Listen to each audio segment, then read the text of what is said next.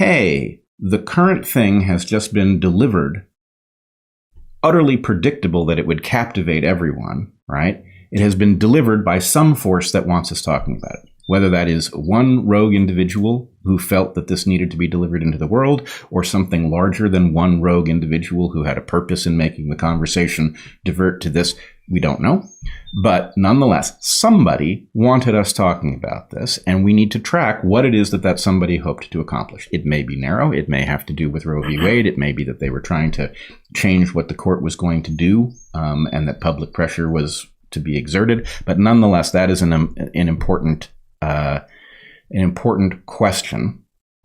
The second thing that is important is the fact of the leak itself, which is not absolutely unprecedented, but is close to it. And so what kind of change does that imply about the rules of play in our system, as it were? Some of us think it's very dire, actually. Others are like, well, okay, so we learned about this a few weeks early. What's the big deal? I'm definitely over in this is a very serious change in the way things are done. It compromises the court, even more compromised than it's already become. And that's danger. It increases the danger to us. Maybe we need to just say in a couple of sentences what has happened, because some people may not actually know. And you're smirking, but I mean, we also hope that people will listen to this not right now. Right. And it is an error always of communication, and specifically of anything that attempts to be educational, to assume that your audience already knows what you're talking about and to just launch into the analysis without describing what the thing is. So in February, I believe, there was a case heard by the Supreme Court of the United States, and there was a majority opinion drafted then with Justice Alito as the lead author, with 4 other justices signing on, making it a 5-4 decision, the 4 other justices being Clarence Thomas, and then, and I am not casting aspersions here, but just for sort of categorization purposes, the 3 appointees from the Trump administration. We have Gorsuch, Kavanaugh, and Coney Barrett, signing on to the majority opinion that in its draft form was leaked, written by Alito, leaked this week, like 2 days ago, I guess. And it makes it clear that the court is arguing that Roe v. Wade, the landmark decision handed down by SCOTUS, by the Supreme Court of the United States in 1973, which provided federal protections for American women to get abortions before the fetus is viable, will be overturned. So that is a nutshell. I hope I didn't make any errors there. I didn't hear any. So the document emerged in Politico. Mm-hmm. People have argued that Politico is guilty of something for publishing it. This is nonsense. That they were behaving in a journalistically responsible way. Journalists can do what they do with what they get. Right. Whether or not they should have been given the document by anybody, the fact that they have the document makes it legitimate for them to report on. This is a well-established principle, and so they did that. Right.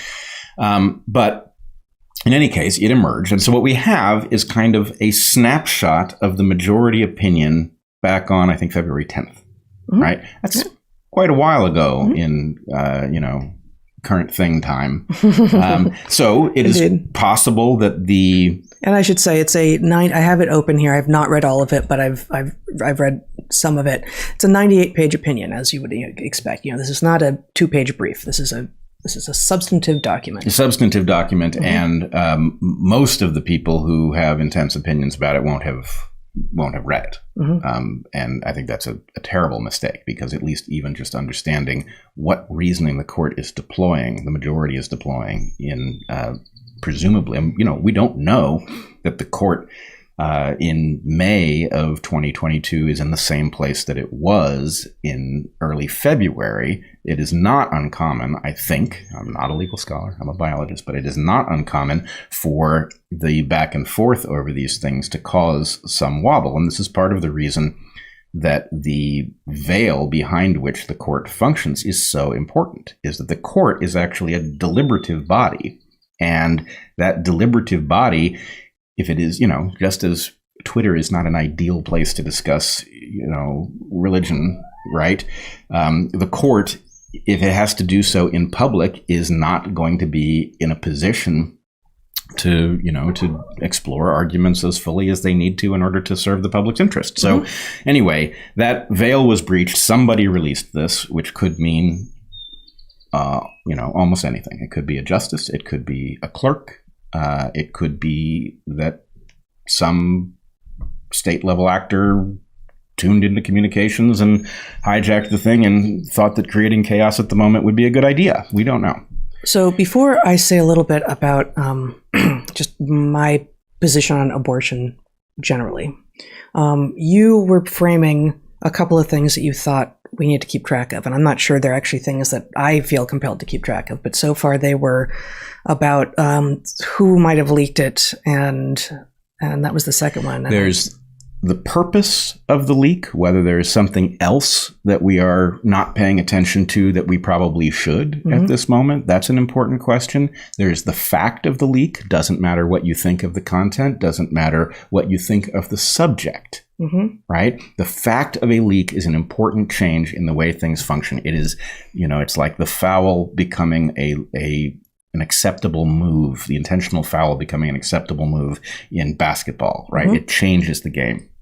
And then there's the question of the content itself, which has to be divided into two, right? There's the question of, should abortion be a federally protected right? And then there's a question of, is Roe the proper way to do that? And these two things, there are lots of people, myself included, who believe that there should be a federal protection, but believe that actually Roe is a terrible way to do this, and that history has been shaped by the feebleness of that mechanism. So I will say that I'm even farther from a legal scholar than you are, because I don't have any lawyers in my natal family, whereas you do. Don't rub it in. It wasn't meant as an aspersion, but perhaps you could take it as one.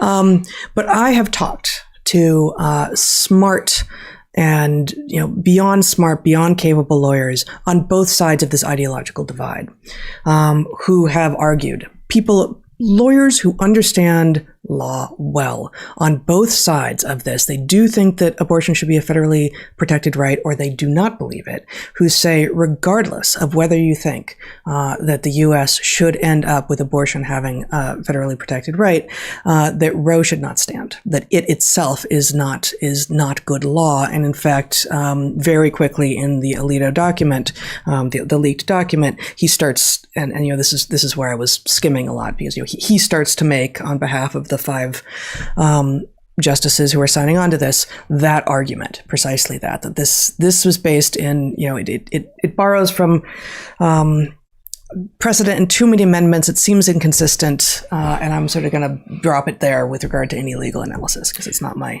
wheelhouse. Well, let's come back to that, because I think it is important. But I will say, I believe even Ruth Bader Ginsburg believed that Roe was bad law. Right. And she, I believe, equally clearly was a strong advocate for a federal protection for abortion rights. But the problem is that, unfortunately, the way our system works, if it is to work at all, it has to work on the basis of the court interpreting the Constitution, and it has to interpret it based on, a legal theory. Is it doing so in the modern context as a sort of pragmatic updating mechanism that can evaluate modern reality and impose it on a static document and say, here's what the law should say? Some people believe this sort of thing. Others think that the only thing that matters is original intent, right? Original intent could be a matter of the founders themselves. It could be a matter of the thought at the time that the founders or the writers of the amendments generated their work. But nonetheless, the problem is that, as with science, right, the system has to work. Otherwise, the product isn't any good, right? So you can't say that because I believe that a woman's right to choose an abortion is at least sometimes so obvious that it should have a federal protection. The question is, was the reasoning that the court used sufficiently robust to actually sustain it, or does it require us to keep bailing the boat as the water is flooding in? And I would say, at the very least, we should recognize that, every election that I remember, every presidential election, has been held hostage to this question, right? It haunts every presidential election. It's not its only effect. It has many others. But at the very least, that problem is one that has a significant force in history. It prevents us from escaping the duopoly, for one thing, because the point of the argument is, how dare you suggest anything other than the duopoly because Roe is in jeopardy, right? That's always the argument, right? Now, maybe that changes downstream of this decision. It's used as a bludgeon. You can vote your conscience next time. This time you have to vote X because we are defending the thing that we have made sure you have to continue to care about because it is under threat. So I think what the court did was it effectively, there's a decision, I think it's Griswold, in which the court rolled its eyes at, I believe, a Connecticut law that tried to bar the use of birth control even by married people. And the court basically said, come on, you really want the state, like, I think Peeping Tom was actually the metaphor used, functioning like a peeping Tom in the bedrooms of married people who want to make one decision or another about the use of birth control. This is, in fact, what they said was that it was effectively treading on an informally established principle in a way that was egregious. And so, what's the informally? So I don't know this. That basically people were entitled to make a certain amount of, to do between couples, that privacy of the bedroom allowed people to do a certain amount of decision making that was outside of the purview of government to say anything about. Oh, okay. But as I understand it, the right to privacy is not guaranteed, right? The Constitution does not actually provide as much as I would like that to be in the Constitution. I believe it is. No, it's there in the Fourth Amendment. And the problem is, I think, and again, I'm a biologist, I'm not a legal scholar, so I'm working off the top of my head. Alito claims here. It's not. But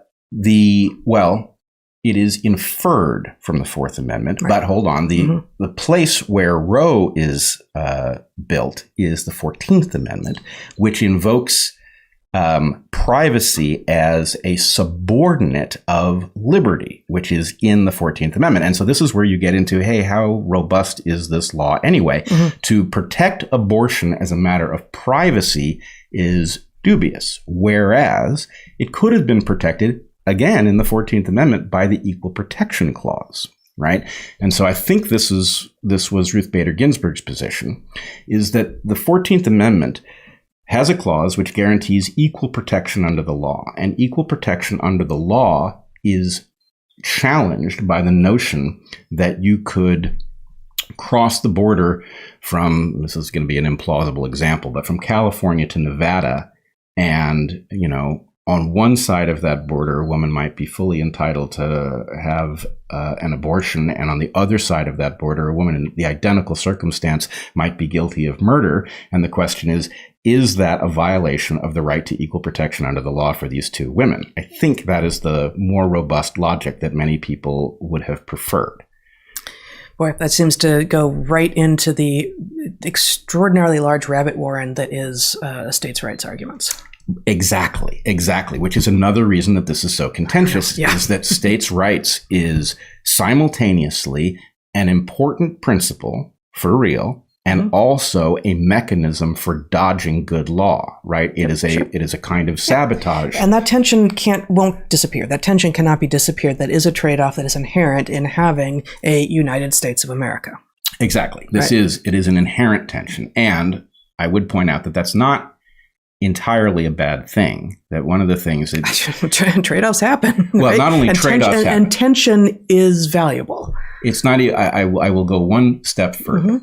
A dynamic system as complex as a nation, in order to work, is going to work through principles of tension between competing values, right? It is exactly the way... Not just valuable, but necessary. Right. It is the way a biological organism functions for a reason, right? Yeah, but I know, but not all of our listeners will know that you are not equating an organism with a society. There are ways in which society may act as an evolved organism, but it is not the same. No, but it is the same in one way, which I believe, we'll find out if I've overlooked something here. But my basic point as an evolutionary theorist, and this I am qualified to speak on professionally, is that what you have are two complex, not complicated, complex dynamic systems in need of regulation. And the point is, a body to function is regulated, right? A society to function is regulated. And the question is, how will you regulate it? You will do so through tensions between competing things. And everything in the body is done this way. Everything from, picking up a pen because you have two opposing muscles that can, adjust the position of your arm to your temperature, to your pH, the whole thing, right? Dynamic tension. So the fact that there is this dynamic tension between competing desires on the part of disparate or not so disparate parts of the body, where everything fails if one of them wins and thus drives the other extinct. Those competing desires may cry foul. Wait, I didn't get what I wanted right then. Sorry, it's about the body. And the body politic is not an evolved organism the same way a body is, but there is an analogy. Yeah. So anyway, those tensions I think are good. The states' rights versus federal one is an important, it's an uncomfortable one. I mean, on what issue do we not find ourselves gnashing our teeth on one side or the other of this thing?